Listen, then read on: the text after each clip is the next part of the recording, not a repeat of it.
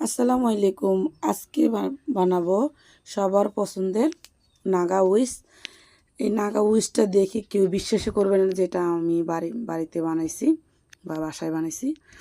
এটা এত পরিমাণ টেস্টি ছিল, একদম হোটেল স্টাইলের মতো নাগা উইসটা আজকে বানাবো।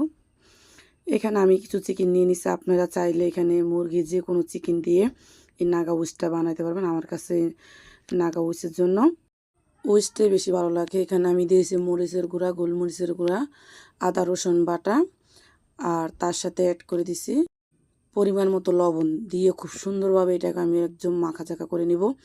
এমনভাবে এটাকে আমি মাখাচাকা করব যেটা সবগুলোর ভিতরে যেন মশলাটা লাগে। আর কোটিংয়ের জন্য এখানে নিয়ে নিব আমি 1 কাপ ময়দা, 1/4 কাপ কর্নফ্লাওয়ার, আর দিয়ে দিচ্ছি এখানে আমি গোলমরিচের গুঁড়া, মরিচের গুঁড়া, লবণ, আর তার সাথে অ্যাড করে দিছি আদার গুঁড়া দিয়ে খুব সুন্দরভাবে এটাকে মিশিয়ে নেব।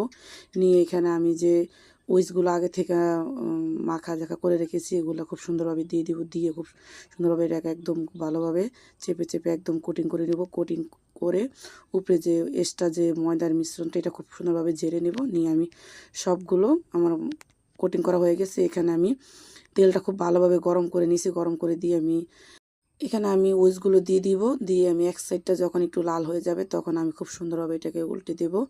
অবশ্যই এক সাইডটা যখন লাল হবে তখন এটা উল্টে দেওয়ার চেষ্টা করবেন। এইভাবে উল্টে পাল্টে আমি লাল লাল করে উইচগুলো খুব সুন্দরভাবে আমি ফ্রাই করে নেব। এটা ফ্রাই করা হয়ে গেছে। আমি এখন এটাকে তেল জড়িয়ে উঠিয়ে নেব। চুলায় আমি আরেকটা পাইপেন বসাই। এখানে আমি দিয়ে দিচ্ছি 1 টেবিল চামচ বাটার।